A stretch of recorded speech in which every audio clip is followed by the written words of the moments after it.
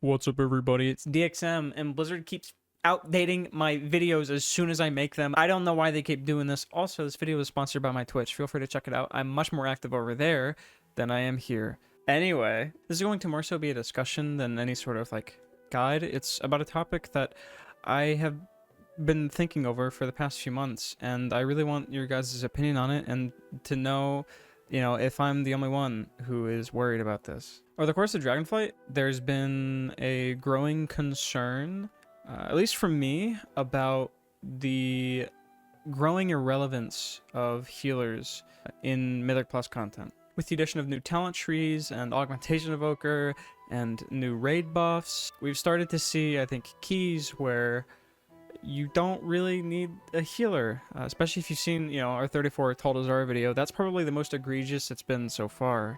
But it's an identifiable problem to me without an identifiable solution, at least currently.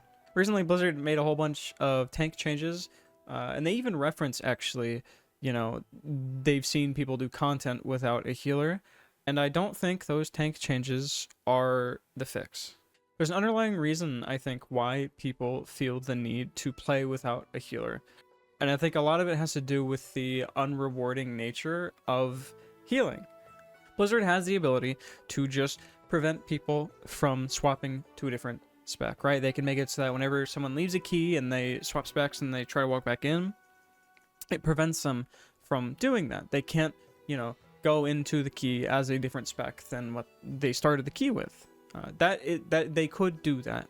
The problem is that wouldn't solve the underlying problem of why people feel like they have to do that in the first place. Healing should have a downtime, right? Like, we don't want every key to be like Ruby life pools. I don't think that'd be fun. I think that would actually discourage a lot of people from playing. But with downtime, what is the healer supposed to do in those downtimes? Most healer damage is incredibly simple. I play R-Druid, and even R-Druid is incredibly simple. At the end of the day, when the pack gets big enough, you're kind of just pressing Sunfire to keep it up and then mashing Starfire.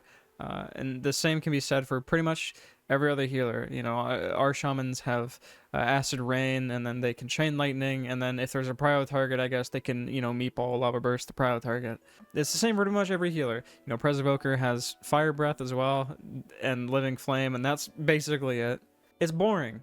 And it's not really fun. On top of not being really fun, it's also incredibly underwhelming. Not only are you sitting there just mashing the same two buttons, you're also doing 1/10 of the damage of everyone else. And it leads to this feeling of being useless and kind of just waiting for something to happen. I know the solution isn't for healers to do the same damage as DPS. I think that, that defeats the whole purpose of a DPS being a DPS. But what about increasing the skill cap of the healer, right? What about making healer damage a little bit more involved? Maybe do a little bit more damage too, but also not completely brain dead. Make it actually fun and engaging. Like, imagine if our Druid had a similar rotation to Boomy on big AoE. Like, we had Starfall as a button that we could press at least. I'm not saying we have to have Astral Power and all of that stuff, but imagine if we had Eclipses and Starfall, and while it didn't do the damage of an actual Boomy, it was still relevant.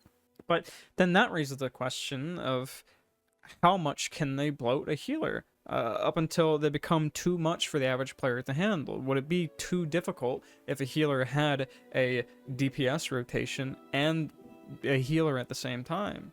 Where's the line? And then that raises the question of, if they buff healer damage too much, at what point do people start running with, more than one healer?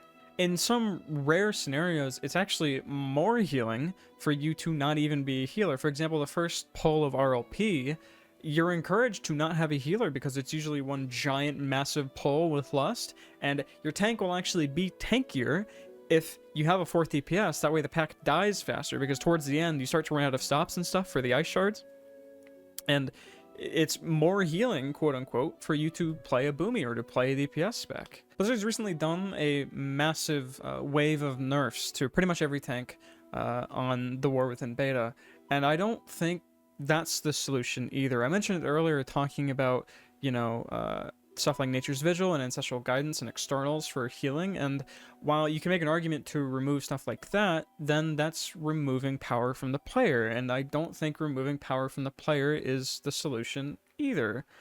The same way that I don't think it's the solution for Blizzard to just nerf all tanks, because, if their goal is to have healers heal tanks more, well, I gotta be honest, maybe this is just me. If I wanted to play Classic where I have to spam heal a tank, I'd be playing Classic. But I don't think most healers nowadays, at least those who play retail or push keys, really want to be spam healing the tank. And I don't think tanks also want to be solely reliant on a healer and have their power taken from them. It just doesn't feel good for anybody, I don't think. I don't doubt that there's probably a few people who do like healing a tank. I'm not going to deny that, and I don't mind it either. But the problem particularly comes in situations where, like, if I have to do a healer check, right, like I have to heal the whole group a lot, say it's like something like Kajin, I don't want to have to worry about also healing the tank there, because my healing's already going to be spread pretty thin. Trying to heal the massive HP pool that a tank has is going to be pretty overwhelming, I think, in some situations, depending on, the content. Like, imagine the first boss of Ruby Life Pools, you have to also start just spam healing the tank while you're also trying to deal with the intermission and the chill storms. It's too much, I think, for a lot of healers to handle, just on a throughput level, not even like a mentality like, oh, I can't handle this. It's literally, some healers just can't keep up with that if that were to be the case. Tanks need to be able to do things on their own, so I don't think the solution that Blizzard's brought up so far is a good solution either. I don't know really what Blizzard's supposed to do. I know me talking about this probably sounds a lot like it's like a 1%er problem, like most people don't have to deal with the 4 DPS thing. And that's true, I think. I think most players don't ever have to worry about, going a 4th DPS. But as Dragonflight has progressed, we've seen it more and more, and I'm just concerned is all. Especially because I think it affects people more, even if they aren't directly going for DPS. I think it affects people more than they might realize. For example, we play our Druid, yes, because it's really good at healing, but at least on retail, it's also because it can go boomy for 4 DPS pools. And while that may not be the sole reason why you would play an Druid right now, it definitely is part of the meta reason why we play it on the high end. And people are always going to follow what people do on the high end, and if they're picking an Druid or any other healer because of its 4th DPS spec, even though someone who's copying their meta may not make use of that 4 DPS spec, it doesn't change the fact that it still affects their meta, because that's what the top player is doing. People are going to do what the top players are doing. They're going to play Druid, even though they don't know it's because it can go boomy, and then that's going to, freeze up LFG. People only invite Druid, so I think it does affect more people than people might realize.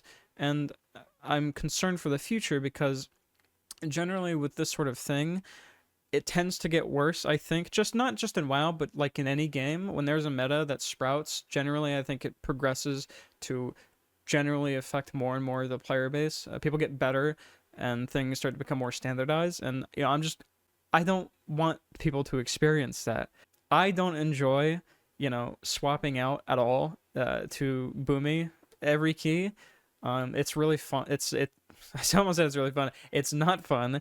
You're taking sometimes 2 minutes out of the key just to swap out to a different spec. You're not even playing the game for 2 minutes of the key just so you can be the role that you don't want to be, because if I wanted to be DPS, I would have played a DPS. So you can actually be useful or feel useful and have a little bit more fun.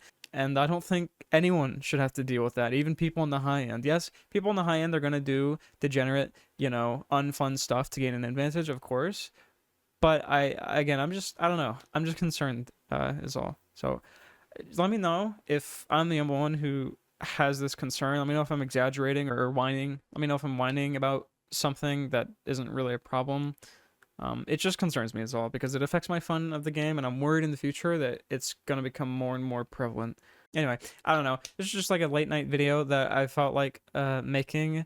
I'm probably not going to do too many videos like this, just random like discussion pieces, because that's not what you guys are here for. But again, it's a concern that I have. So just please let me know in the comments. And I love you all very much. Take care.